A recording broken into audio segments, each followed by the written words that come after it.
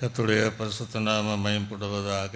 இன்றைக்கு நம்ம மத்திய சுவிசேஷம் 5ஆம் அதிகாரம் 23வது வசனத்தையும் 24வது வசனத்தையும் நாம் ஒருவர் வாசிக்கிறோம். ஆகையால் நீ பலிபீடத்தில் உன் காணிக்கையை செலுத்த வந்து உன் பேரிலே உன் சகோதரனுக்கு குறை உண்டு என்று அங்கே நினைவு கூறுவாயாகில்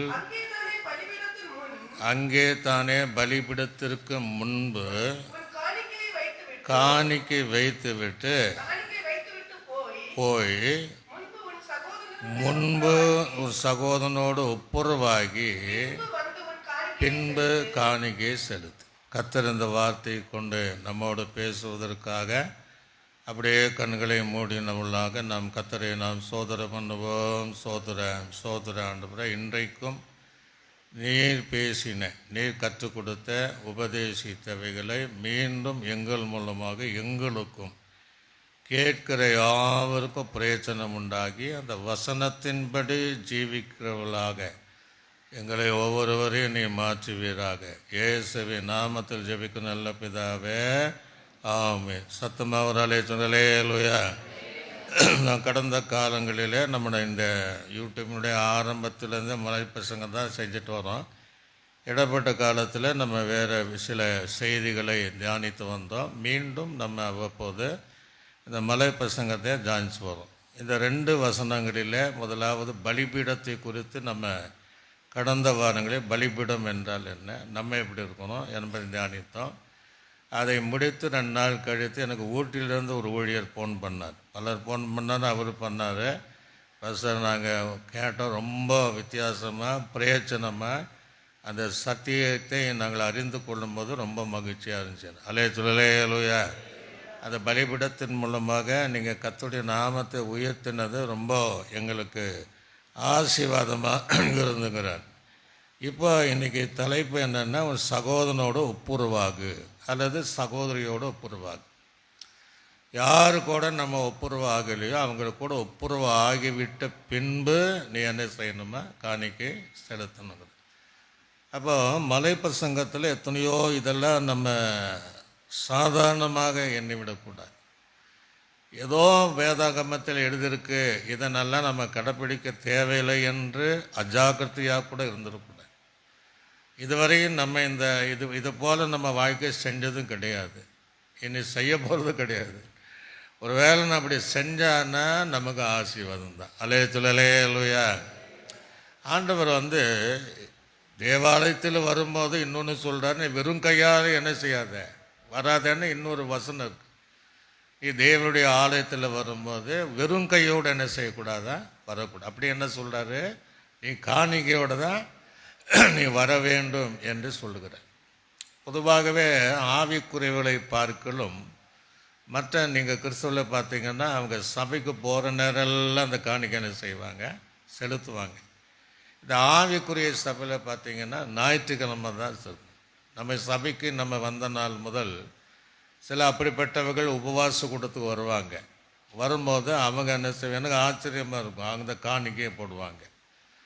வேலைக்கிழமை பைபிள் ஸ்டடிக்கு வருகிறவர்களும் அந்த காணிக்கை என்ன செய்கிறாங்க, போடுவாங்க. கொஞ்ச நாள் பார்க்குறாங்க, நம்ம ஜனங்க போடாதனால அவங்களுக்கு கட் பண்ணிடுறாங்க.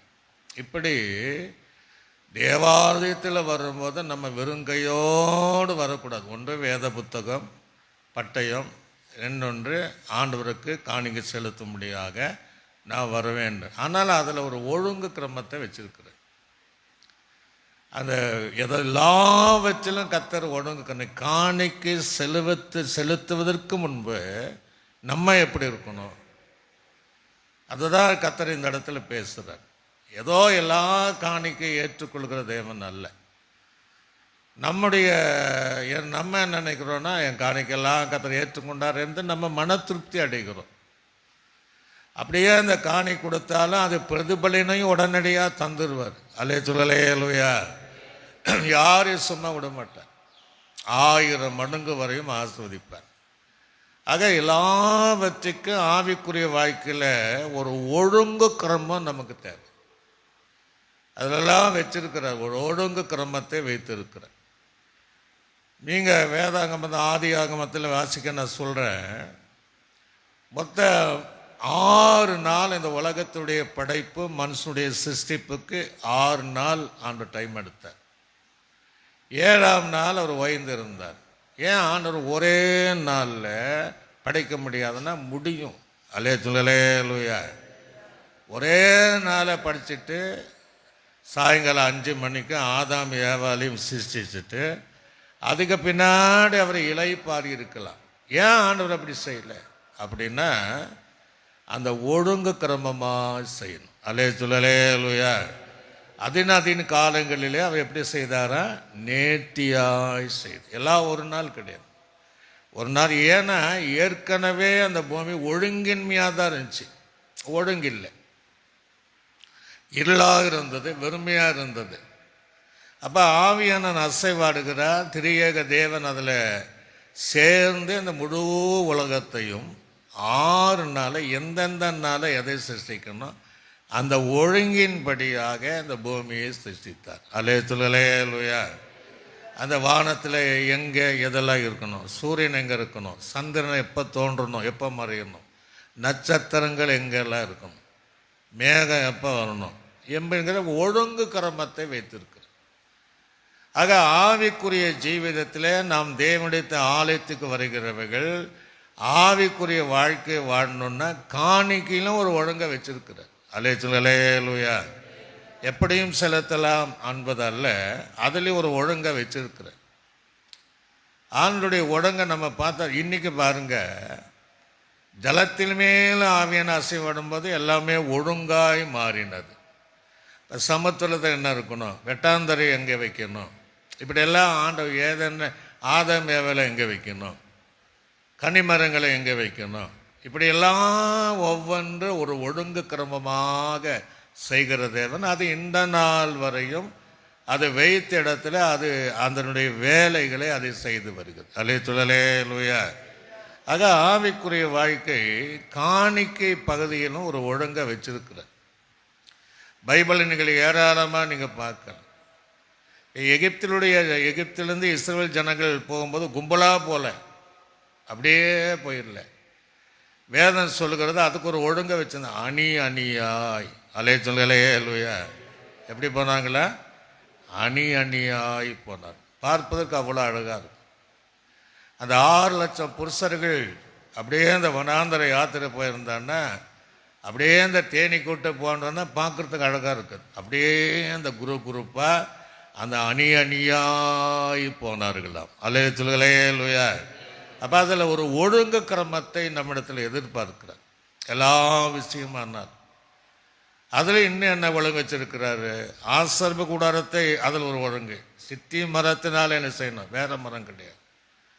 அது முன்னாடி எங்கே இருக்கணும், பிரகாரத்தில் என்ன இருக்கணும், பரிசுத்த ஸ்தலத்தில் என்ன இருக்கணும், மகா பரிசுத்த ஸ்தலத்தில் என்ன இருக்கும், மகா பரிசுத்தத்துக்கு பலி முன்னாடி பிரகாரத்தை வைக்க முடியும். எது எங்கெல்லாம் எங்கே இருக்கணுமோ, குத்துவிளக்கு எங்கே இருக்கணும், வெண்கல தொட்டி எங்கே இருக்கணும், தூபபீடம் எங்கே இருக்கணும், ஆசாரின் எங்கே பலி செலுத்தணும். இவ்வளோ அழகான அந்த ஆசீர்வாத கூடாரத்தினுடைய பிக்சர் இன்னைக்கு பாட்டு பாருங்க, அவ்வளோ அழகாக இருக்கும். அல்லேலூயா.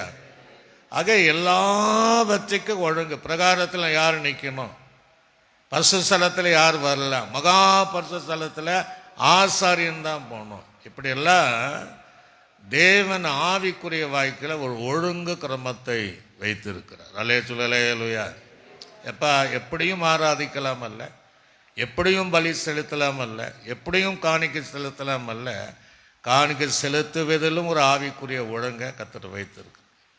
இன்னும் நீங்கள் அப்படியே நீங்கள் பார்க்கும்போது நிறைய விஷயங்கள். அப்படின்னா தங்கணுன்னா அந்த மேகம் எங்கே இறங்குதோ அங்கே இவங்க என்ன செய்யணும், தங்கிடணும். மேகம் எப்படி எழும்புதோ அப்போ தான் புறப்பட்டு போகும். இப்படி ஒரு ஒழுங்கு கிரமத்தின்படியாக ஆவிக்குரியவைகள் வாழ்ந்தால் தான் பரலோக ராஜ்யத்தில் நம்ம ஒழுங்கு கிரமமாக இருக்க முடியும். அல்லேலூயா. சில பிள்ளைகளை சாதனை ஒழுங்கே இல்லாமல் ரொம்ப ஒழுங்கின்மாக இருக்கிறாங்க. ஆக நாம் ஆவிக்குரிய வாழ்க்கையில் ரொம்ப ஒழுங்கு கிரமமாக எல்லா விதம் நடக்குது. இப்போ எபிரியனுடைய வழக்க பழக்கத்தின் சாப்பாட்டில் கூட ஒழுங்கு கிரமமாக இருப்பாங்க. நீங்கள் யோசேப்புடைய வாழ்க்கையில் நல்லா தெரியும். எல்லாரும் போனாங்க, இவன் எல்லாம் சகோதரன் அறிந்து கொண்டு அவங்களுக்கு இவங்க தெரியாது. சாப்பாடு போடும்போது ரூபன் முதல்ல உட்காந்துருக்குறான். அந்த வயசுக்கு ஏற்றபடி தகுதிக்கு ஏற்றபடி கடைசி பெஞ்சமின் பக்கத்தில் யார் உட்கார்றான்? யோசேப்பு உட்கார்றான். அல்லேலூயா. சாப்பாடு விஷயத்தில் கூட ஒழுங்குக்கு அந்த பழைய நாட்டில் பார்த்தீங்கன்னா அந்த கிச்சனில் ரவுண்டாக எல்லாம் சப்பரங்கால் போட்டால் அந்த பிளேட்டில் சாப்பாடு கொடுப்பாங்க. இன்றைக்கி அதெல்லாம் மாறி பெட்ரூமு, சில பாத்ரூமில் கூட சாப்பிட்றங்க ஆள் இருக்குது. அப்படிப்பட்ட காலங்கள். அல்லேலூயா. ஏன்னா அவங்க டைம் இல்லை, அதனால பாத்ரூமில் சாப்பிட்டாது. அப்படிலாம் நிறைய விஷயம்.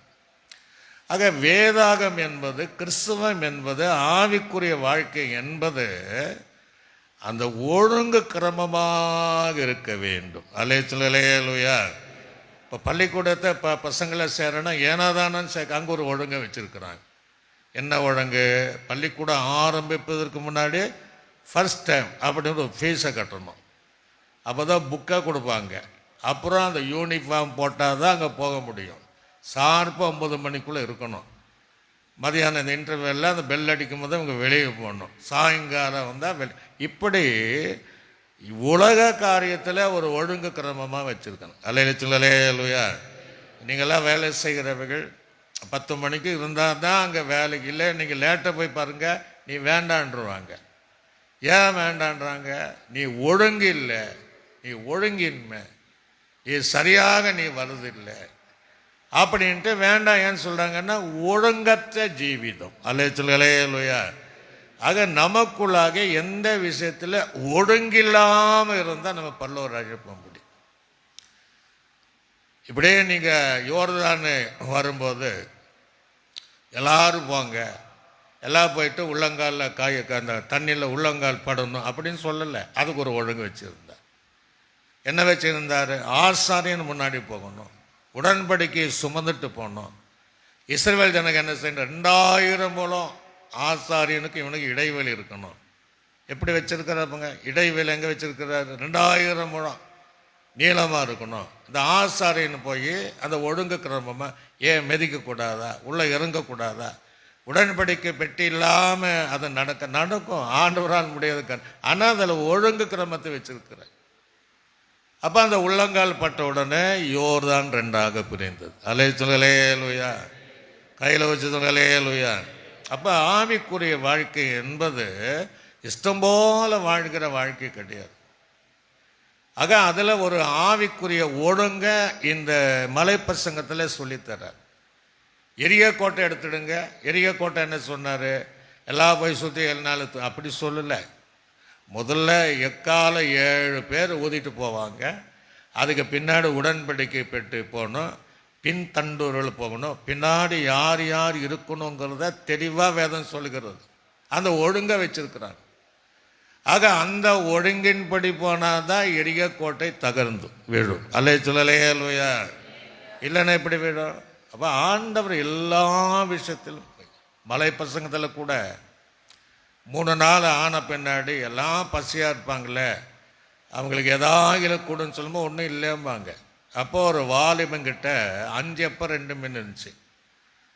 அப்போ அந்த பிரசங்கத்தை முடிச்சது கொண்டு வாங்க என்று ஆசீர்வதித்து அது சொல்கிறாரு, 100 பேரா 50 பேரா வரிசையாக உட்கார வைங்க. அல்லேலூயா. நம்ம என்ன நினச்சிருப்போம்? அப்படியே கூட இருப்ப ஒரு வீச்சிருப்போம், தேவையான சாப்பிடுங்க அப்படின்ட்டு. இப்போ எவ்வளோ அழகாக ஆண்டு செய்கிறார் பார்த்தீங்களா? எவ்வளோ அழகான அவர் அந்த ஒழுங்கை விரும்புகிறார். ஆக 50 பேரா 100. இன்றைக்கெல்லாம் நீ பாஸ்டர் செமினார் பாருங்கள், ஒரு 26ஆம் தேதி சாப்பாடு படுத்தல் வீக்கப்படுத்தல் போய் பாருங்கள். அடி என்ன அது சொல்லுவாங்க, பந்திக்கு முந்திக்கும்னு பாஸ்டர், படைக்கு தான் பின்தணும். சாப்பாடு எல்லாருக்கும் இருக்கும். பாஸ்டரோட மீட்டிங்லேயே சங்கடமாக இருக்கும். அப்படி முந்தி கொண்டு போவதில்லை, அந்த வரிசை வச்சோம்னா அது தான். அப்போது ஆவிக்குரிய வாழ்க்கையில் தேவன் எல்லாவற்றுக்கும் ஒரு ஒழுங்கையும் கிரமத்தை வைத்திருக்கிறார். அல்லேலூயா. கையில் வைத்து சொல்லுங்களேலூயா. எல்லா விஷயத்திலும் சபையானாலும் ஆவிக்குரிய தனிப்பட்ட வாழ்க்கையானாலும் எந்த காரியமானாலும் அந்த ஒழுங்கு கிரமத்தை மலைப்பிரசங்கத்தில் கட்டித்தரார். ஒரு வசனம் கூட நீங்கள் வாசிச்சு பாருங்கள், அதுக்கு பின்னாடி அதுக்குள்ளே சத்தியத்தை நம்ம பார்ப்போம். கொலேசருக்கு நிருபம் 2ஆம் அதிகாரம் 5ஆம் வசனத்தை வாசிங்க. கொலேசருக்கு நிருபம் 2ஆம் அதிகாரம் 5ஆம் வசனத்தை வாசிங்க. சரீரத்தின்படி நான் பவுல் சொல்றேன், நான் தூரமாக இருந்தும், நான் இங்கே ஆவியின்படி, நான் சரீரம் தூரம் இருக்கு, ஆனால் உங்களோடு நான் இருக்கிறேன், இருந்து உங்களுடைய ஒழுங்கையும் கிறிஸ்துவின் மேலுள்ள உறுதியை பார்த்து சந்தோஷப்படுறேங்கிற ஒரு அலே சொல்லலே அல்லையா. ஆக ஒழுங்கு இருந்தால் சந்தோஷம் வரும். ஒழுங்கு இருந்தால் தேவனை பற்றுகிற உறுதியான மனப்பான்மை வரும். பவுல் பாருங்க, அவன் ஒரு சாதாரண மனுஷன்தான், ஆனால் அவனுக்குள்ளே அபிஷேகம் பெற்ற உடனே நான் சரீரத்தின்படி தூரமாக இருக்கிறேன், நான் ஆவியின்படி உங்களோடு இருக்கிறேன், உங்களுடைய ஒழுங்கை பார்க்கும்போது எனக்கு ரொம்ப சந்தோஷம். அல்ல சொல்லுங்களே அல்லையா. இந்த இயேசு யாருக்கும் தூரமானவர் அல்ல. ஆக அவர் நம்ம ஒழுங்கை அவர் பார்த்தால் அவர் சந்தோஷப்படுவார். அல்ல சொல்லுங்களே அல்லையா. நாம் ஒழுங்கு கிரமமாக இருக்க வேண்டும் என்று இந்த மலை பிரசங்கத்தில் ஆண்டு கட்டித்தரார். ஏன் நம்ம பெண்களுக்கு இந்த சைடு வச்சிருக்கிறோம், ஆண்கள் அதில் ஒரு ஒழுங்கு. சண்டே ஸ்கூலில் பிள்ளைகள் முன்னாடி இருக்கணும், அது ஒரு ஒழுங்கு. ஆனால் சிலர் அப்படி இருக்கல, சேர இங்கே தூக்கி இழுத்து வேலை செய்வாங்க. ஆக எல்லாவற்றையும் ஒரு ஆவிக்குரிய ஒழுங்கு உள்ள சபையாய் விசுவாசிகளாய் நாம் ஊழியராக மாறும்போது பரலோகராஜன் சந்தோஷப்படும். அல்லேலூயா சொல்லுங்களே அல்லேலூயா. 1 கொரிந்தியர் நிருபம் 14ஆம் அதிகாரம் அது 40ஆம் வசனத்தை கூட நீங்கள் வாசித்து பாருங்க. 1 கொரிந்தியர் நிருபம் 14ஆம் அதிகாரம் நல்லா சொல்றார். ஆவிக்குரிய வாய்க்கில் 1 2 அல்ல, சகலமும் நல்ல ஒழுக்கமாயும் கிரமமாய் செய்யவே. அல்லே சொல்லலே அல்லேலூயா. ஆவிக்குரிய வாய்க்கில் எல்லாவற்றையும் சொல்ற நல்ல ஒழுக்கம், அது கிரமமாக இருக்க வேண்டும் என்று பவுல் சொல்ற. அதுதான் இங்கே சொல்றார். நீ காணிக்கை செலுத்துவதற்கு முன்பாக நீ சில ஒழுங்கு கிரமமாக இருக்கணும்னு விரும்புகிறார். அல்லே சொல்லுங்களே அல்லேலூயா. அந்த காலத்தில் காணிக்கை எதை செலுத்து வருவாங்க? இளங்காலை, செம்மறி ஆடு, வெள்ளாடு, புறாக்கள். அங்கே ஒரு பலிபீடத்தின் கொம்பு இருக்கும். அப்போ அவங்க என்ன செய்யணுமா, இந்த வசனத்தின்படி ஒரு சகோதரன் பேரில் அவனுக்கு குறை உண்டு என்று அவனுக்குள் நினைத்தால் அவன் என்ன செய்யணும், அந்த பலிபீடத்தில் அந்த காணிக்கை கட்டிட்டு வீட்டுக்கு போகணும். அந்த சகோதரன் எங்கே இருக்கிறானோ அவனோடு ஒப்புரவான பின்னாடி. அல்லே சொல்லுங்களே அல்லேலூயா. சத்தமாக சொல்லுங்களே அல்லேலூயா. ஒரு வேளை இந்த வசனம் இப்படி இருந்தால் அப்படி இருக்கும். நீ பலிபீடத்தில் வந்து காணிக்கை நீ எடுத்து கொண்டு போய் ஒரு சகோதரனோடு ஒப்புரவாயிட்டு வான்னா ஒருத்தரும் வரமாட்டான். அல்லே சொல்லுங்களே அல்லேலூயா. சத்தமாக சொல்லுங்களே அல்லேலூயா. நான் உங்களை பார்த்து சொல்கிறேன்னு வச்சுடுங்களேன். காணிக்கை கொண்டு வந்திருக்கீங்க, நான் சொல்கிறேன், நீங்கள் காணிக்கையே நீங்கள் கொண்டு போய் உங்கள் காணிக்கை நீங்களே என்ன செய்யுங்க, கொண்டு போய் உங்கள் சகோதரியோடும் உங்களுடைய சகோதரனோடு அல்லது கணவன் மனைவியோட பிள்ளைகளோடும் அல்லது நீங்கள் ஒப்புரவாகி நீங்கள் வந்து காணிக்கை செலுத்துங்கன்னா ஒருத்தர் பார்த்துக்கு வேலையே கிடையாது, அவருக்கு பொழைக்க தெரியல அப்படின்ட்டு வரவே மாட்டாங்க. அலே துகளே அல்லேலூயா. நான் ஆண்டவர் அதுக்கு பயப்படவே இல்லை. உன் சகோதரன் மேலே குறை உண்டுன்னா வச்சுட்டு போயா வைக்க சொல்கிறாரு, அவன் வந்து செலுத்தணும். அல்லே துகளே அல்லேலூயா. ஆக வைத்த ஒரு சகோதரத்தில் போய் ஒப்புரவாகுங்கிறார். ஒப்புரவாகு. இன்றைக்கெல்லாம் நம்ம சங்கீத கூட நம்ம பார்த்தோம், அயலானுக்கு நம்ம வாழ்த்து, பக்கத்தில் இருக்க வாழ்த்து சொல்லியும் தன் இருதயத்தில் பொல்லாப்பு நினைக்கிறேன் அவங்ககிட்ட அந்த ஒழுங்கு இல்லைன்னு அர்த்தம்.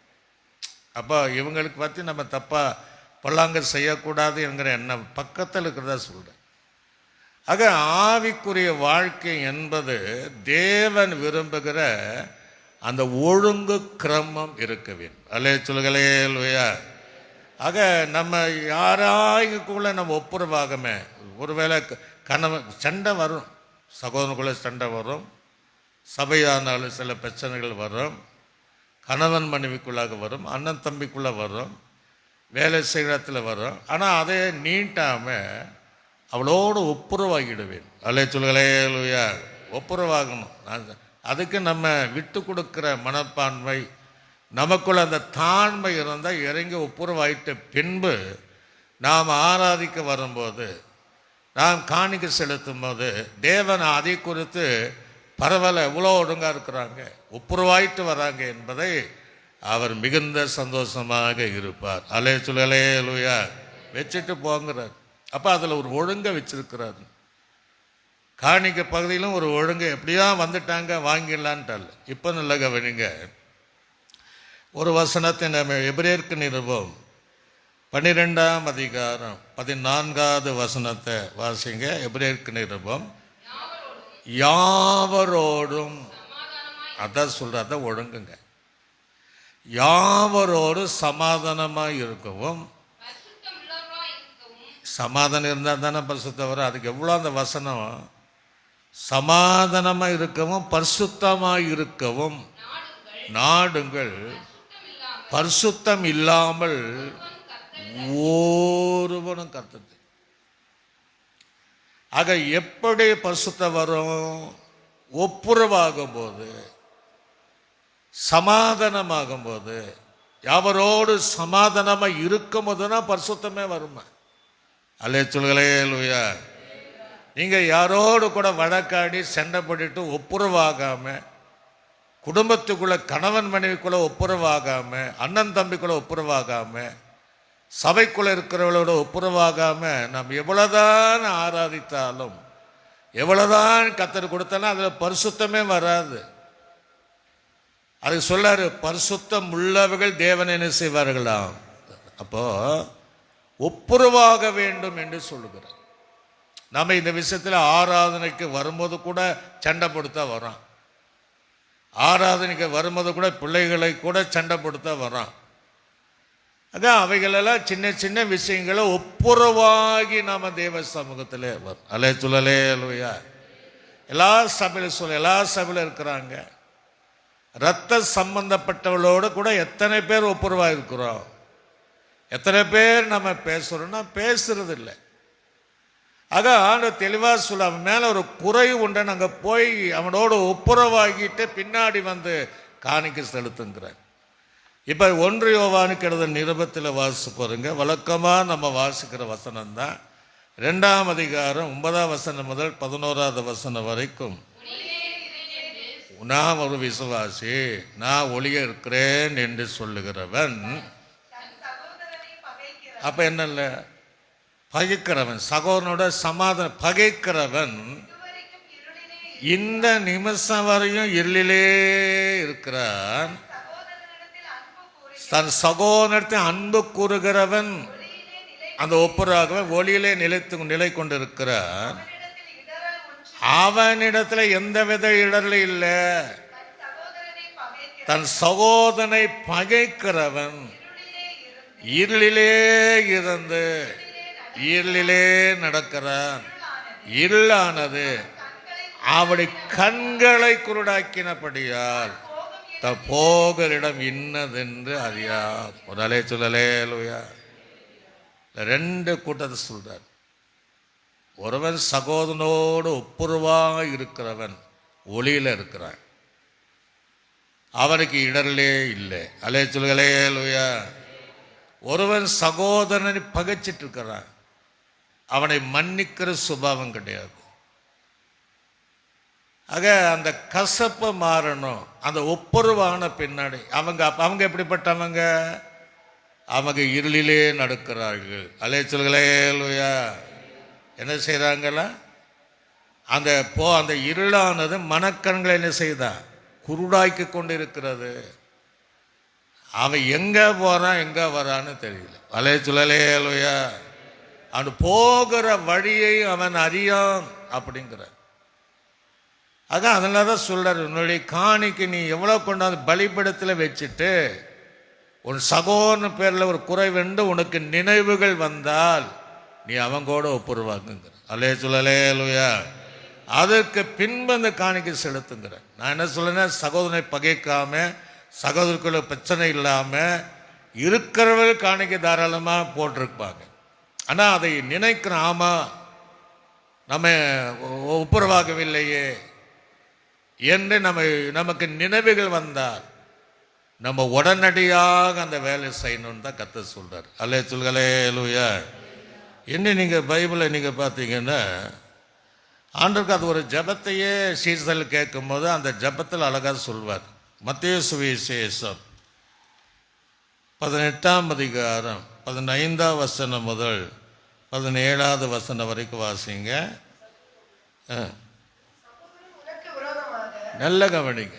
உன் சகோதரன் உனக்கு விரோதமாக குற்றம் செய்தால் அவனிடத்தில் போய் தனித்து இருக்கும் போது சொல்றார், தனித்து இருக்கையில் ஃபர்ஸ்ட் சொல்றார். நிறுத்துங்க. பொதுவாகவே சகோதரனாலும் சகோதரியானாலும் மனைவி கணவன் சபையார் ஊழியரானாலும் அவன் ஏதாவது ஒரு குற்றத்தை செய்தால், அதாவது கேள்விப்படுவதல்ல, நல்ல கவனிச்சிடுங்க, கேள்விப்படுகிற காரியம் அல்ல, கண்ணால் பார்க்கணும். அல்லேலூயா. அடுத்தவங்க சொல்கிறான்ட்டு போய் நீ இப்படி இருக்கு அப்படியெல்லாம் நமக்கு செய்யக்கூடாது. அது தவறான விஷயம். சில பொய்யாய் சொல்லுவாங்க, சில வதந்தியாக சொல்லுவாங்க, சில குடும்பத்தை குறிக்கணுன்ட்டு அதை சொல்லுவாங்க. அதை நம்ம வச்சுட்டு சகோதரனை பைக்கக்கூடாது, சகோதரியை பைக்கக்கூடாது. அப்போ அவங்கிட்ட நம்ம பார்வையில் ஏதோ தப்பு இருக்கா, குற்றம் இருக்கிறதா கண்டால், அல்லேலூயா, இல்லை அதை நம்ம சரியாக பார்த்துட்டு அந்த சகோதரன், நீயும் முதல்ல சொல்கிறாரு, சகோதரனை பற்றி ஊரெல்லாம் நீ தூற்றி தெரியாது. அல்லேலூயா. என் சகோதரி அப்படிங்க, என் மனைவி அப்படிங்க, புருஷா அப்படிங்க, என் சகோதரன் அப்படிங்க, அப்படிங்கிறத உலகம் முழுசும் நீ தூற்றி தெரியக்கூடாது. உண்மையுள்ள தேவ பிள்ளை, உண்மை தேவனை அறிந்த ஒரு பிள்ளை, அபிஷேகப்பட்ட தேவ பிள்ளை என்ன செய்யணும்னா, தனித்திருக்கும் போது நீ அவனோடு ஏன் நீ இப்படி செய்கிற, நீ ஏன் இப்படி செய்கிற, அல்லது என்னிடத்தில் ஏதாவது தவறு இருந்தால் நீ மன்னிச்சிடு, நம்ம சகோதர சிநேகத்தில் நிலைத்திருப்போம் என்பதை அவனோடு ஒப்புரவாகணுமா. அல்லேலூயா. சத்தமாக சொல்லுங்க. அல்லேலூயா. அது நம்ம கண்ணால் பார்க்கணும். அவன் செய்கிற பாவத்தை, அவன் செய்த குற்றத்தை அடுத்தவங்க சொல்கிறான்ட்டு நீங்கள் பார்க்கக்கூடாது. சில சபைகளை நான் பார்க்குறேன், சகோதரிகள் இருப்பாங்க, சொந்தக்காரர்கள் இருப்பாங்க, அவங்க விசுவாசிக்கிட்ட கேட்பாங்க, அவர் அந்த சகோதரி எப்படி இருக்கா, இவங்க சகோதரி தான், இவங்க உடன் பிறந்த சகோதரி, அவன் நல்லா இருக்கார்ல, உங்கள் பக்கத்தில் உட்கார்ல, எங்கள் அக்கா நல்லா இருக்கார்ல, அல்லது என் தம்பி நல்லா இருக்கான், இப்படி கேட்கக்கூடாது. அல்லேலூயா. கையில் சொல்லுங்களேலூயா. ஏன் அவங்க உடன் பிறப்பு, நீ ஏன் இப்படி செய்கிற, நீ எப்படி பண்ணுற, அந்த குற்றத்தை தனிப்பட்ட முறையில் சேர்ந்து உணர்த்தி ஒப்புரவாகின பின்பு நீ தேவனுக்கென்று காணிக்கை செலுத்துவாய் என்று சொன்னார். அந்த காணிக்கையை பிரியமாய் ஏற்றுக்கொள்வார், அவர் அதிகமாக சந்தோஷப்படுவார். அல்லேலூயா. இதை முதல் சொல்றாரு. அடுத்தது என்ன சொல்றாரு, அவன் செய்த பாவத்தை, நீ இப்படி ஒரு ஆவிக்குரிய பையனா இருக்கிற, நீ ஆவிக்குரியவளா இருக்கிற, நீ ஆவிக்குரிய வாலிபனா இருக்கிற, நீ செய்த தப்பு, இந்த குற்றத்தை உணர்த்து, அவன் உனக்கு செவி கொடுத்தால் நீ ஆதாயப்படுத்தி கொண்டாய். அல்லேலூயா. ஒரு சிலர் செவி கொடுப்பாங்க, என் குடும்பத்தை தூர சம்பந்தப்பட்டவங்க தான் போனால் ரிப்போர்ட் சொல்லுவாங்க, இப்படி இப்படி அவங்க இப்படி பண்ணிட்டாங்க. ஒருத்தங்கிட்ட கேட்டால் நீ ஏன் இப்படி பண்ணுற, நம்ம கேள்விப்படுறோம், இருந்தாலும் உண்மையா, பார்க்குறவங்களும் சொல்லுங்க உண்மையா அப்படின்னு. இல்லை யார் சொன்ன நாளா அப்படின்னு சிலர் சொல்லுவாங்க. சிலர் என்ன செய்வாங்க, ஆமாம் உண்மை தான், நான் தப்பு செஞ்சது உண்மை தான், தவறு செஞ்சது உண்மை தான், எனக்காக ஜெபம் பண்ணு. அல்லேலூயா. அப்ப அவருடைய ஆத்துமாவை நம்ம ஆதைப்படுத்திக் கொள்ளலாம். அடுத்தது, இப்போ ஒருத்தர் சில எல்லாரும் செவி கொடுக்க மாட்டான், யார் சொன்னான் அப்படின்னு சண்டைக்கு வருவாங்க. அவன் செவி கொடுக்காமல் போனால் அடுத்தது நீ வந்து என்ன செய்யணும்னா 2-3 சாட்சிகள் இந்த வாக்கினாலே சங்கதிகள் அது நிஜந்தா நீ செய்தது உண்மைதான் நிலவரம் வரும்படி 2 ஒருவரை உண்மை கூட்டிக் கொண்டு போய்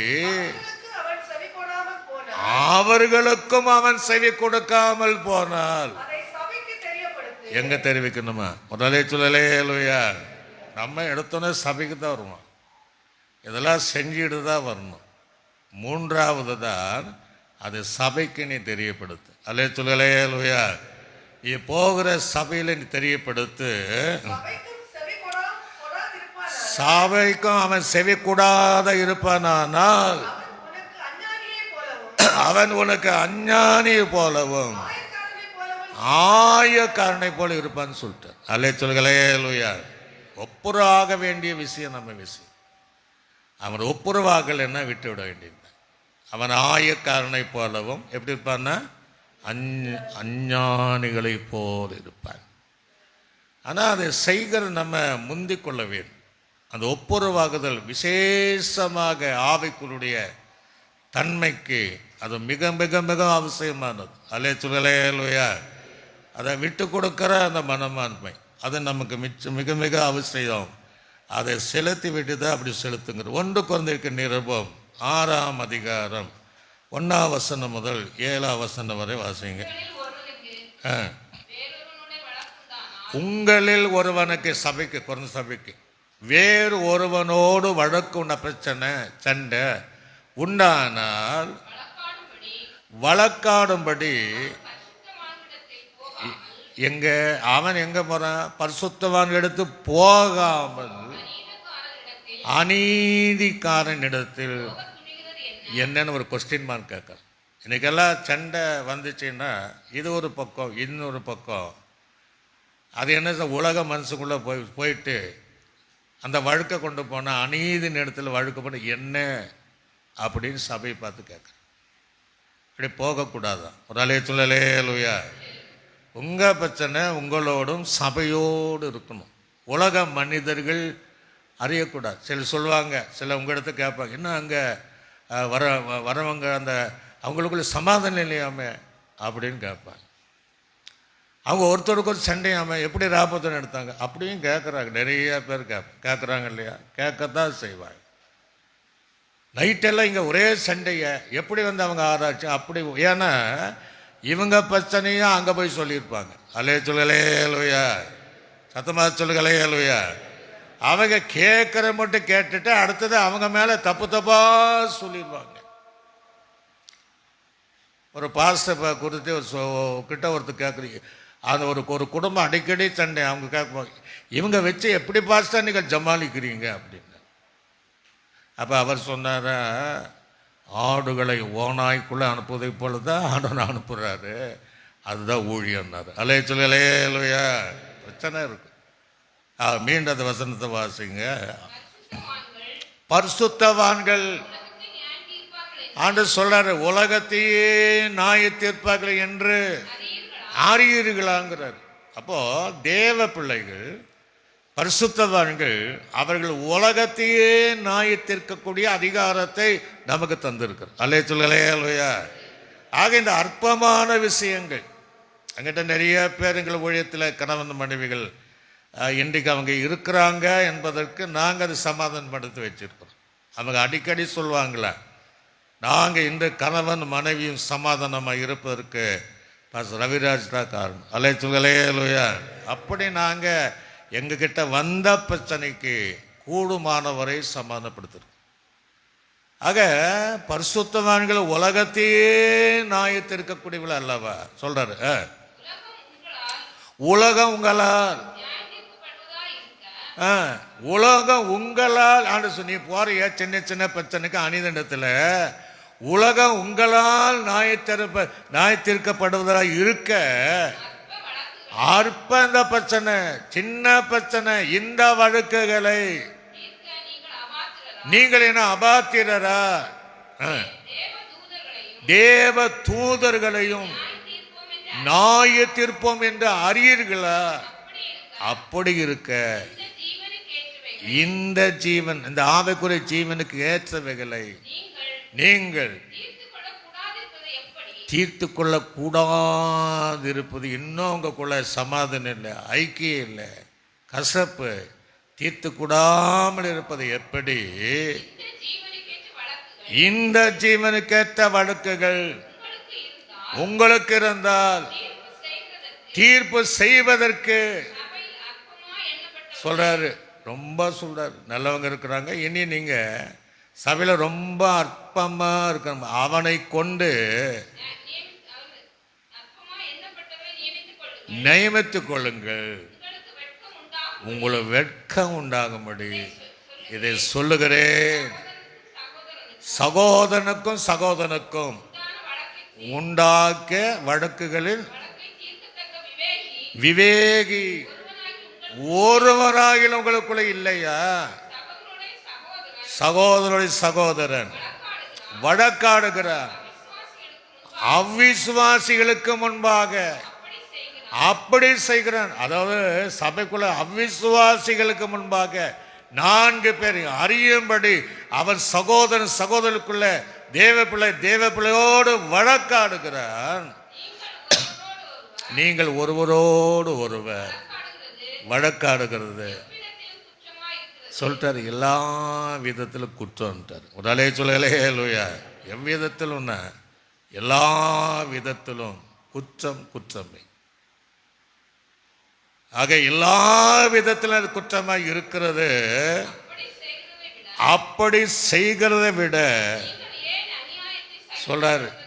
ஒரு தரப்பு சொல்ற, ஏன் நீங்க அநியாயத்தை சகித்துக் கொள்வது இல்லை, ஏன் நஷ்டத்தை பொறுத்துக் கொள்வதில்லை? அல்லே சொல்லலே லூயா. ஒரு வேளை உங்க சகோதரனோ சகோதரி அநியாயம் செய்தா ஏன் அதை உங்களால சகிக்க முடியல? அதனால நீங்க சகித்து கொண்டால் ஒப்புரவா இருக்கலாமே. அதுல ஒரு நஷ்டம் வந்தாலும் பொறுத்துக்கொள்ள ஏன் முடியல? அதையும் சகிச்சு உன் சகோதரனுடைய அன்புக்காக, வேத ஒழுங்குக்காக நீ சகோதரியோடு சகோதரனோடு குடும்பத்தோடு ஒப்புரவாகலாமேங்கிறார். அல்லே சொல்லலே லூயா. அந்த வசனம் சொல்றாரு, பரிசுத்தவான்கள் உலகத்தை நியாயத்து இருப்பார். எப்போ? இப்ப இல்லை. தூதர்களை நியாயத்திருப்போம் என்பது இன்னொரு பதத்தில் 1000 வருட அரசாட்சியில நாம் ஆளுகை செய்வோம். அல்லே சொல்லலே லூயா. அப்ப நம்ம எல்லாம் நியாயத்திற்கக்கூடியவளாக இயேசு கிறிஸ்துவோடு இருப்போம். அப்ப தூதனை நியாயத்திருக்க முடியாது, தூதனையும் நம்ம ஆளுகை செய்வோம். அல்லே சொல்லலே லூயா. அது சொல்றாரு, இந்த அற்பமான இப்படிப்பட்ட அதிகாரம் உள்ளவிடத்தில் நீ வராம இந்த அற்பமான இந்த பிரச்சனைய, இந்த சின்ன பிரச்சனையை உலகத்துக்குள்ள அநீதி செய்கிறவர்களுக்குள்ள நீ கொண்டு போவது என்னங்கிறார். அல்லே சொல்லலே லூயா. ஆக இப்படிப்பட்டவளை பார்த்து தான் ஆண்டவர் சொல்றாரு, உன் பலிபீடத்தில் வரும்போது உன் காணிக்கை நீ வச்சிடுங்கிறார். வச்சிட்டு நீ சகோதரனோடு கூட நீ யாரோடு வழக்க இருக்கிறதோ ஒப்புரவாகின பின்பு நீ அந்த காணிக்கையானாலும் அந்த பலியானாலும் கர்த்தருக்கு செலுத்து என்று அங்கே சொல்லுவதை பார்க்க முடியும். நல்ல பைபிள் நீங்கள் பார்த்தீங்கன்னா ஆபிரகாமுக்கும் லோத்துக்கும் ஒரு பிரச்சனை வந்துச்சு. ஒற்றுமையாக இருந்தாங்க, சகோதர சிநேகமாக இருந்தாங்க. அவங்களுக்குள்ள ஒரு கட்டத்தில் வரும்போது லோத்துடைய மெய்ப்பருக்கும் ஆபிரகாமுடைய மெய்ப்பருக்கும் சண்டை வந்துச்சு. அல்லே சொல்லலே லூயா. கையிலோ சொல்லலே லூயா. இப்போ ஆபிரகாம் அதை பார்க்குறான், ஆபிரகாம் பார்க்குறான். ஆனால் லோத்து வரல. வயசில் அவன் சின்னவன் தான். சிலருடைய இப்படி சொல்லுவாங்க, நான் தானே குடும்பத்துக்கு பெரியவன், அவன் வந்து ஒப்புரவாகட்டும் அப்படி சொல்லுவாங்க. பார்த்துருக்கீங்களா? நான் தானே குடும்பத்துக்கு அண்ணன், என் தம்பி என்கிட்ட வரக்கூடாதா அப்படிம்பாங்க. ஏன்னா ஆபிரகாம் வந்து லோத்து விடி பெரியவன். அல்லே சொல்லலே லூயா. அந்த இடத்துல அவன் ஒப்புரவாகிறான். ஒப்புரவாகுதல் வயது இருக்கக்கூடாது. ஒப்புரவாக்கக்கூடிய எண்ணம் நமக்குள்ள இருக்கணும். அல்லேலூயா. அந்த சிந்தனை இருக்க வேண்டும், அந்த ஆவிக்குரிய ஜீவனம் இருக்க வேண்டும். அப்ப நான் பெரியவன் சொல்ல மாட்டேன். உடனடியாக கர்த்தருடைய ஆவியானவர் ஏவினார். ஒரு வேளை நான் உனக்கு விரோதமாக பேசிட்டேன் மனுஷரு அப்படின்னு சொல்லலை, அல்லது நீ செய்கிற காரியம் சரி கிடையாது, நீ மனம் திரும்பிடு, நம்ம ஒப்புரவாக இருப்போம், தேவனை சேர்ந்து ஆராதிப்போம், பலிபீடத்துக்கு போவோம், சந்தோஷமாக காணிக்கை செலுத்துவோம். அல்லேலூயா. இப்போ 2 பேருக்கு அந்த பிரச்சனை வந்த உடனே ஆபிரகாம் இறங்குறான். அல்லேலூயா. லோத்தை கூப்பிடுறான். அந்த வசனத்தை வாசி பாருங்க. ஆதியாகமம் 13ஆம் அதிகாரம் 7ஆம் வசனத்தை வாசிங்க. ஆபிரகாமுடைய மந்தை மேய்ப்பருக்கும் 2 பேருக்கு வாக்குவாதம் உண்டாயிற்று. அக்காலத்தில் கானானியரும் பெரிசியரும் அந்த தேசத்தில் குடியிருந்தார்கள். ஆபிரகாம் லோத்தை நோக்கி, பார்த்தீங்களா, பெரியவன், எனக்கு உனக்கும் என் மேய்ப்பருக்கும் உண்மை பெருக்கும் வேண்டாம். அல்லேலூயா. ஒப்புரவாக்குறேன், சண்டை வேண்டாம், வழுக்க வேண்டாம், நம்ம சந்தோஷமாக இருப்போம், நம்ம சகோதர சிநேகத்தோடு இருப்போம், சமாதானமாக இருப்போம். ஏன் தேவையில்லாத பிரச்சனை? எதற்கு வழக்கு? எதுக்கு சண்டை? வாசிங்க பார்ப்போம். நாம் சகோதரர் சொல்றாங்க, விட்டு கொடுக்குறோம் பாருங்க. இந்த தேசமெல்லாம் உனக்கு முன்பாக இருக்கிறது அல்லவா, நீ போகலாம், நீ என்னை நம்ம சமாதானமா போகணும், பிரிந்து போகலாம், என்னை விட்டு நீ பிரிந்து போகலாம், நீ இடது போற பண்ண. அல்லேலூயா. நான் இப்படி தான் இருக்கிறேன், நீ இஷ்டம் இருந்தா இட அப்படின்னு சொல்லு. நீ எப்படி நம்ம சமாதானமா இருக்கணும், அவ்வளோதான். நீ எதை தெரிந்து கொண்டாலும் அதை நீ தெரிந்து கொள். நீ விட்டு விட்டதை நான் தெரிந்து கொள்வேன். அல்லேலூயா. நீ இடது போனாலும் போ, நான் வலது பக்கம் தெரிந்து கொள்வேன். நீ வலது பக்கம் போனாலும் நான் இடது பக்கம் தெரிந்து கொள்வேன்.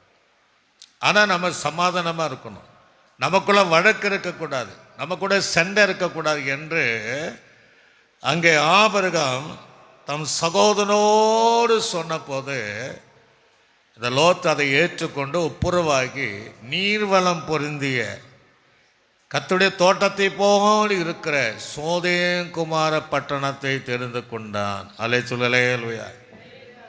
அதுக்கு பின்னுள்ள வசனத்தை நம்ம வாசிக்க வேண்டாம். தேவன் அவனை பார்த்து ஆபிரகாமை அந்த ஒப்புரவாக்கக்கூடிய எண்ணம் வந்த உடனே அவனையும் வித்தியாசமான ஆசீர்வாதம், இதெல்லாம் உனக்கு தப்பா, இதெல்லாம் ஆசீர்வாதம் உனக்கு என்று அந்த தேவனாகிய கர்த்தர் அவனை விட்டு கொடுத்து ஒப்புரவாகினவனை தேவனை அளவில்லாமல் ஆசீர்வதித்தார். அல்லேலூயா.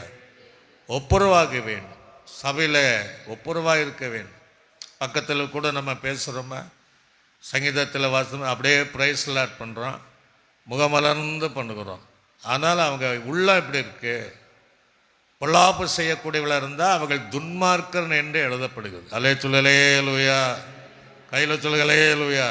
சபையில் அன்பாக இருக்க வேண்டும், அன்புள்ள தேவனை அன்பாக ஆராதிக்க வேண்டும். இவைகளெல்லாம் ஒழுங்கு கிரமமாக இருந்துட்டு நம்ம என்ன செய்யணும், காணிக்கை சார்.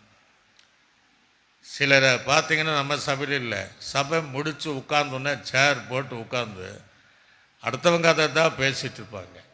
இந்த பகை உணர்வுகள் இருக்கிறவர்கள், இந்த கசப்பான உணர்வு இருக்கிறவனா விசுவாசி கூட தப்பாக பேச மாட்டாங்க. அல்லேலூயா. நம்ம கண்ணிலேயே உத்தரத்தை வச்சிருக்கிறோம், நம்ம சகோதர இடத்துல திரும்பை பார்ப்பது என்ன? இதை பேதர் கேட்குறேன், ஆண்டவரே என் சகோதரன் எனக்கு விரோதமாக ஒரு வேலை குற்றம் செஞ்சிட்டா நான் எத்தனை தடவை ஒரு நாளைக்கு மன்னிக்கணும் அப்படின்னு சொன்ன உடனே 70 தடவைன்றார். அல்லேலூயா. ஒரு நாளைக்கு 490 தடவை நீ மன்னிச்சுட்டே இருக்கணுங்கிற. இதுதான் ஆவிக்குரிய ஜீவியத்தில் கர்த்தர் நம்ம கற்றுத்தருகிற ஒரு காரியம். பரமண்டலத்தில் இருக்கிற எங்கள் பிதாவே, உடைய நாமம், ஒரு ராஜ்யம், உடைய சித்தம் பரலோகம் செய்யப்படுவதை போல நாங்கள் எங்களுடைய அயலானுகளை மன்னிப்பது எங்களுடைய குற்றங்களை பக்கத்தில் இருக்கிற ஆளை மன்னிக்க முடியலையே. எங்கே மன்னிச்சோம்? பொய்யின் ஜபந்தான் செய்கிறோம். ஆனால் ஜபங்கள் நல்ல ஜபந்தான், மேன்மையான ஜபந்தான். எங்களை எதிரியானவனை, எங்கள் பக்கத்தில் இருக்கிறவனை, எங்கள் சகோதரனை நாங்கள் மன்னித்ததை போல எங்கள் குற்றங்களை. அல்லே சொல்களே லூயா. அவன் மேலே தான் வழக்கு போட்டிருப்பான். ஆக எப்படி ஜபிக்க வேண்டும், எப்படி காணிக்க சொல்ல, ஒப்புரவான பின்னாடி. சிலருக்கெல்லாம் எப்படி ஜபிக்கிறாங்கன்னு எனக்கு புரியல. சிலருக்கு ஒரு பிரச்சனை ஜபம் பண்ண முடியாத, பண்ணவே மாட்டாங்க. அந்த மனசாட்சி அடிச்சுட்டே இருக்கும். இப்படி நம்ம பேசிட்டோமே, இப்படி பண்ணிட்டோமே, நம்ம உடனே போனாயில பேசிடணும், ஒப்புரவாகணும், அப்படி ஜெபம் பண்ணுவாங்க. அது தேவ பிள்ளைகளுக்கு அழகு. அலே சொல்களே அலுவயா. சிலர் எல்லாத்தையும் கழுகிட்டு அப்படியே இந்த ஆகாயத்தில் சிலம்பம் பண்ணுற மாதிரி ஜெபம் பண்ணுறோம் இருப்பாங்க. அந்த ஜெபம் ஏறெடுக்கவே படாது. அலே சொல்லலே அலுவயா. ஒப்புரவாக வேண்டும். மலை பிரசங்கத்தில் இயேசுவே சொல்கிறாரு, நாம் ஒப்புரவாக ஊழியங்களை செய்ய வேண்டும் என்று கர்த்தர் அங்கே சொல்லுவதை நாம் பார்க்க முடிகிறது. ஒன்றும் வேண்டாம், இந்த நாகமானுக்கு குஷ்டரோகம் நல்லா தெரியும். சீரியா தேசத்தினுடைய ஒரு சிறிய பெண்ணை தான் அவங்க அடிமை பெண்ணாக இருக்கிறான். அப்போ அவள் சொல்கிறா, எங்கே ஒரு தீர்க்கதரிசி இருக்கிறாரு, அங்கே போனால் குஷ்டரோகம் நீங்கும். அலே சொல்லலே லூயா. அவன் சரின்ட்டு வேலைக்காரனெல்லாம் கூப்பிட்டு போகிறான். எலியா என்ன தீர்க்கத்தை என்ன சொல்கிறான்னா, நீ இந்த யோர்தானில் போய் 7 தடவை என்ன செய்ய, இதுதான் 7 தடவை. அவன் கோபப்படுறான், எங்கள் ஊரில் இல்லாத தண்ணி தான், நான் இங்கே வந்து குளித்தா எப்படி ஆகும், எங்கள் ஊரை விட இதெல்லாம் எங்கள் ஊரில் தண்ணி அவ்வளோ ஃபேமஸான தண்ணிங்கிறான். கோவப்பட்டு வந்துடும். அவன் ஸ்தம்பரம் வந்து கோவப்பட்டது கீழ்ப்பிடியாமது. இந்த வேலைக்கார தூரம் வந்துட்டு கேட்குறான், அவனை குற்றத்தை உணர்த்துகிறார். அலையத்துலே லுயா, கையில் வச்சல்களே லுயா. அவனை பார்த்து அவர் என்ன சொல்லிட்டாரு, நீ ஏன் இவளுக்கு கோவப்படுற மறைமுகமா, நீ ஏன் கீழ்ப்படியாமல் இருக்கிற? அவர் என்ன சொன்னார்? குற்றத்தை உணர வைக்கிறார். அந்த தீர்க்கதரிசியோடு ஒப்புரவாகி அவர் சொன்ன மாதிரி நீ யோர்தானில் 7 தடவை ஸ்நானம் பண்ணுங்கன்னா, அவன் குற்றத்தை உணர்த்தியதுனால தப்பை உணர்ந்து ஒப்புரவாக எண்ணத்தோடு 7 தடவை யோர்தானில் ஞானஸ்நானம் எடுத்த உடனே அவருடைய சரீரம் சிறு குழந்தை போல மாறி. அலே சொல்லலே லுயா, கையில் சொல்களே லுயா. செய்த தவறு அவன் வேலைக்காரன் தான். ஆனால் நீ செய்கிற தப்பு, நீ கோபப்பட தப்பு, நீ அவர் சொல்கிற மாதிரி இந்த பேச்சு கீழ்ப்படின்னு சொல்லும்போது அங்கே ஒரு அற்புதம் நடக்குதுன்னா, நிச்சயமாக நாம் ஒப்புரவாகும்போது நமக்கு ஒரு மேன்மையான ஆசீர்வாதத்தை கர்த்தர் நமக்கு தர வல்லவராக இருக்கிறார். அலை சொல்லலே லுயா. அதான் சொல்கிறார், பலிபீடத்தின் மேலே நீ வச்சிடுங்கிற, வச்சுட்டு உன் சகோதரனோடு கூட நீ ஒப்புரவாகி வர, சகோதர ஸ்நேகத்தில் நிலைத்திருக்க வேண்டும்னா நீங்கள் சகோதரர் மாற்றம் எழுதப்படாது, அப்படி இல்லை, சகோதரிகளும் சபைக்குள்ள இருக்கிற விசுவாசிகளும் மேய்ப்பர்களும் விசுவாசிகளோடு கூட எப்போதும் அந்த சமாதானத்தோடு இருக்க வேண்டும். அலே சொல்களே லுயா. அப்படிப்பட்டவருடைய பலியானாலும் காணிக்கையானாலும் ஆராதனையானாலும் கர்த்தர் அதன் மேலே பிரியமாக இருக்கு. ஒன்றும் வேண்டாம், இயேசு கிறிஸ்து எதுக்கு உலகத்தில் வந்தார்? எதுக்கு வந்தார்? அவர் வந்து நம்மை ஒப்புரவாக்க முடியுங்க தான் பிதாவாகிய தேவன் குமாரனாகிய இயேசுவையே அனுப்பினார். அல்லே சொல்களே லூயா. அவர் இந்த உலகத்தில் வந்தால் நம்ம தேவ பிள்ளை என்று சொல்லக்கூடிய அந்தஸ்து வருமா? அல்லது மணவாட்டி சபை என்று நம்ம சொல்ல முடியுமா? ஆக இவைகளெல்லாம் எதனால் வந்தது? அவர் பிதாவாகிய தேவன் அனுப்பினால, குமாரன் மூலமாக அவர் நமக்காக ரத்தம் சிந்ததுனால அவரோடு நம்ம ஒப்புரவாகணும். அல்லேலூயா சொல்களே லூயா, சத்தமாக சொல்களே லூயா. அவரே ஒப்புரவாகிறதுக்கு இறங்கி வராருன்னு. நம்ம என்ன பரிசுத்தவான்களாக இருந்தோம், நம்ம நீதிமான்களாக இருந்தால், ரொம்ப யோகிஸ்தர்களாக இருந்தோம், ஒன்றும் இல்லை. ரோமருக்கு நிருபம் 5ஆம் அதிகாரம் 10ஆம் வசனத்தை வாசித்து பாருங்க. ரோமருக்கு நிருபம் 5ஆம் அதிகாரம் 10ஆம் வசனத்தை. எப்படி இருந்தோம்? சத்துருக்களா இருந்தோம்மா. ஒப்புரவாக வராரு. நாம் தேவனுக்குள் சத்துருக்களா இருந்தோம்.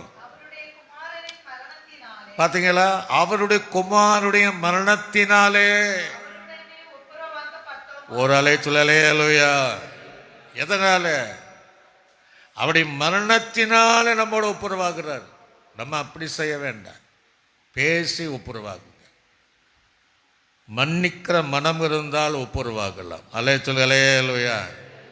தேவ அன்பு இருந்தால் ஒப்புரவாகலாம். அதுக்கிட்ட நம்ம மறிக்கணும்னு அவசியம் கிடையாது. ஆனால் அவர் மறித்து நம்மோட ஒப்புரவாகினார். அந்த வசனத்தை மீண்டும் வாசிங்க பாப்பா. எப்போ? நல்லவங்க கிடையாதுங்க.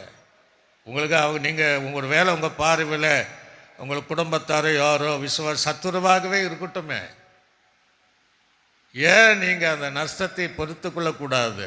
நீங்கள் போய் ஏன் நீங்கள் முன்மாதிரியாய் ஒப்புரவாகக்கூடாது? இயேசு நமக்காக மரித்து ரத்தம் சிந்தி ஜீவனை கொடுத்ததுனாலே நம்ம ஒப்புரவாக்கினாரு. அல்லே சொல்லலே லூயா. வாசிங்க பாப்பா. அவருடைய குமாரனுடைய மரணத்தினாலே அவரோடு ஒப்புரவாகப்பட்டோம் என்றால், ஒப்புரவாகப்பட்ட பின் அவருடைய ஜீவனால், நல்ல ஒப்புரப்பட்ட பின்னு தான் அவருடைய ஜீவனாலே அதிக நிச்சயம் அல்லவா? அலே சொல்லலையா? எப்படி ஒப்புரவு? பாவங்கள் எல்லாம் மன்னித்து அந்த ரட்சிக்கப்பட்ட அந்த ஜீவன் நமக்குள்ள வந்ததுனால அந்த ஒப்புரவை ரட்சிப்பின் மூலமாக நிலைநிறுத்துகிறார். அலே சொல்லலையா? மரித்து அவர் ரத்தம் சிந்தி நம்மோடு ஒப்புரவார். நம்ம ரொம்ப வருஷமாக பேசாமல் இருக்கிறோம். ஒரே சபைக்கு போவாங்க, பேசாமல் இருக்கிறாங்க. ஆக தீர்மானம் பண்ணணுங்க, நம்மை தாழ்த்தி நம்ம ஒப்புரவாக வேண்டும். அல்லே சொல்லலையா? இனி எப்படி இருக்குன்னு சொல்ல முடியாது. நம்ம சபையில் 2 சம்பவங்கள் ஆண்டவர் ஜீவனை கொடுக்குறாரு. நமக்கு இப்போ என்ன நடக்குன்னு தெரியும். அவங்களுக்காவது கர்த்தர் நேசித்ததுனால ஜீவனை கொடுத்தார். நம்ம நிலைமையில யோசிக்கணும். இதெல்லாம் நமக்கு ஒரு எச்சரிக்கை. இதெல்லாம் முன்னாடி காட்டுறாரு. ஆகவே நம்ம உடனடியாக அந்த ஒப்புரவாகுதலை நம்ம சரி செய்வோம். அலே சொல்லலையா? அதனால தான் அந்த வசனம் சொல்லு. அவருடைய மரணத்தினாலே கொலேசருக்கு நிறுவனம் 1ஆம் அதிகாரம் 20ஆம் வசனத்தை 21ஆவது வசனத்தை வாசிங்க.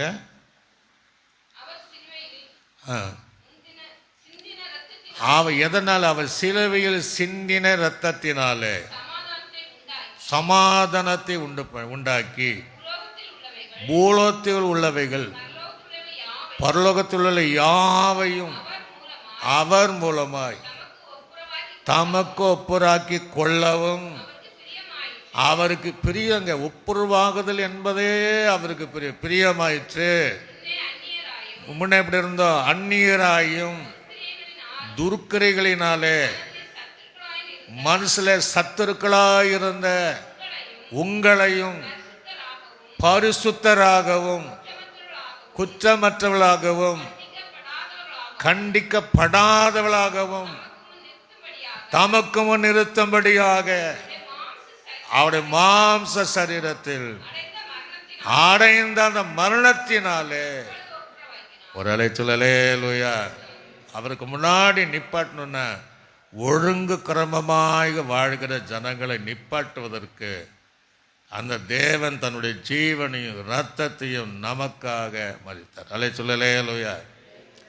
பரலோகத்துள்ள பூலோகங்கள் என்பது 1000 வருட அரசாட்சியில் இப்போ மேலே இருக்கிற பரிசுத்தவான்களும் நம்ம சேர்ந்து ஒப்புரவாகி இயேசுவோடு யுக யுகமாய் வாழ்வோம். அலை சொல்லலையா? கையில் வச்சு சொல்கலையா? ஆக ஒப்புரவாகணும். பலிபீடத்தில் நம்ம காணிக்கை கொண்டு வரும்போது நம்ம ஒப்புரவாயிட்டான பிரச்சனை இல்லை. யார் மேலே கசப்பு இல்லை, வழக்கு இல்லை, பகை இல்லை, சண்டை இல்லை அப்படின்னா காணிக்கை செலுத்திட வேண்டியது. ஒருவேளை அந்த உணர்வு இருக்குன்னா உடனடியாக ஆண்டவர் உணர்த்தினார். இங்கே உடனடியாக ஒப்புரவாகி அதுக்கு பின்பு காணிக்கை செலுத்தும் போது அதன் மேலே கர்த்தர் பிரியமாக இருப்பார். அல்லேலூயா. 2 கொரிந்தியருக்கு நிருபம் 5ஆம் அதிகாரம் 19-20 வாசித்து பாருங்க. உலகத்தினுடைய பாவங்களை எண்ணலைங்க. எண்ணி இருந்தால் நம்ம சில ஏன் பண்ணுங்க, அவன் செஞ்ச துரோகத்துக்கு அவன் செஞ்ச எப்படி அப்படின்னு பார்ப்பாங்க. அதை எண்ணாமல் கிறிஸ்துவுக்குள் தமக்கொப்புரவாக்கி ஒப்புரவாக்குதல் உபதேசத்தை யாமங்க. அதுதான் ஊழியன்றால் ஒப்புரவாத உபதேசத்தை எங்களுக்கு கொடுத்தார். ஆனபடியினாலே தேவனானவர் எங்களை கொண்டு புத்தி சொல்வதை போல நாங்கள் கிறிஸ்துவுக்காக சானாதிபதிகளாக இருந்து தேவனுடைய ஒப்புரவு ஆகுங்கள் என்று கிறிஸ்துவின் நிமித்தம் ஒரு அலேலுயா. தேவனோடு சில சண்டை ஆண்டு சொல்லார். இப்போ இஸ்ரவேல் உங்களுக்கு எனக்கு ஒரு வழக்கு இருக்கு, வாங்க சரி பண்ணிடலான்றார். அலேலுயா. ஞாயிற்றுக்கிழமை வரலன்னால சண்டை தான் அர்த்தம். அப்போ அதை நம்ம பிரச்சனையை தீர்த்து கொண்டு தேவனோடு மனிதனோடு ஒப்புரவாக்குவேன். அதான் சொல்கிறாரு மலை பிரசங்கத்தில். அப்படி காணிக்கை கொண்டு வரும்போது ஒரு சகோதரன் மேலே ஒரு குறை ஒன்று என்று நினைவு கூர்ந்தால் உடனே அதை வச்சுட்டு போய் ஒப்புரவாகின பின்பு அது செலுத்து, நான் அதன் மேல் பெரியமாக இருக்கிறேன். ஒரு பகுதியை வாசித்து நான் முடிச்சிடுவோம். 133ஆம் சங்கீதத்தில் அந்த சகோதர ஐக்கியத்தை எழுதுறாரு. 1, 2, 3 அந்த வசனத்தை நம்ம வாசித்து நம்ம முடிக்க போகிறோம். இதோ சகோதரர்கள், இந்த பக்கம் இப்படி இல்லை, சகோதரிகள் அப்படி சொல்ல. ஒரு குடும்பம், ஒரு சபை ஒருமித்து வாசம் செய்தால் ஆண்டு சொல் கணக்கு இல்லைங்கிறார். எத்தனை நன்மைய ஒருமைக்கு வாசல வழக்கு பிரச்சனை கசப்பு சண்டை, எத்தனை நன்மை. எத்தனை நன்மைன்னா அது எண்ண முடியாதுங்க. எத்தனை நன்மையும் எத்தனை இன்பம். ஒரு அலை சொல்லலையா. நன்மைக்கு குறையில்லை, இன்பத்திற்கு அளவில்லை. எத்தனை நன்மையும் எத்தனை இன்பமாக இருக்கிறது. அது ஆரோனுடைய சிரசின் மேலே ஊற்றப்பட்டு அவனுடைய தாடியிலே வடிகிறதும் அவருடைய அங்கிகள் மேல் இறங்குறதுக்கு நல்ல தைலமும் எர்மோன் மேலும் சீயோன் பர்வதங்களின் மேலும் இறங்கும் பனிக்கோப்பா இருக்கிறது. ஒரு அலைச்சலையா. அந்த சகோதரர்கள் சிநேகமாய் ஒருமித்திருக்கும் போது இவ்வளவு அர்த்தமுள்ள அந்த பனிக்கோப்பாய் இருக்கிறது. அங்கே கர்த்தர் அலைச்சலையா என்னென்றைக்கும் ஆசீர்வார், ஜீவனையும் கட்டளிடுவார். அலைச்சலையா. இதை தெரியாமல் நம்ம எல்லாம் சண்டை போட்டுருக்கனால எல்லா ஆசீர்வாதத்தை இழக்கிறோம். இன்றைக்கி தீர்மானம் பண்ணணும். உங்கள் மனசில் யாரோடு ஒப்புரவாகலையோ தாழ்மை வேணும். ஆபிரகாமை போல அந்த குற்றத்தை உணர்ந்து வரும்போது, சார் என்னை மன்னிச்சிடுங்க, நாம் ஒப்புரவாக இருப்போம் என்று சொல்லி நீங்கள் இருந்தீங்கன்னா கர்த்தர் உங்களோட ஆராதனை ஆனாலும் காணிக்கை ஆனாலும் பிரியமாக இருந்து நம்மை ஒப்புரவாக்கின தேவன் அவருக்கும்பாக நிறுத்துகிற வரையும் நம்மை கைவிடாது இருப்பார். எல்லாம் எழுமை நின்று ஆண்டு சமூகத்தை நோக்கி பரிசுத்த ஆவியா நல்ல வாயத்தந்து ஸ்தோத்திரம் பண்ணுங்க. ஆவியான உணர்த்துகிற யாரோடு நம்ம ஒப்புரவாகலைன்னா ஆண்டவரோடு ஒப்புரவாங்க. இந்த குடும்பங்களில் எப்போ பார்த்தாலும் சண்டையா, ஒப்புரவாக வேணும். ஒப்புரவாகுதனுடைய காரியத்தை கத்த விரும்புகிறேன்.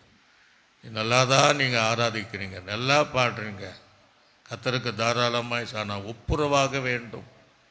கர்த்தர் நம்மோடு கூட இடைப்படுகிற தேவர். நன்றி தகப்பனே. எல்லாம் சோத்திர பண்ணுங்க. சோத்திர ஆண்டவரே, சோத்திரம்.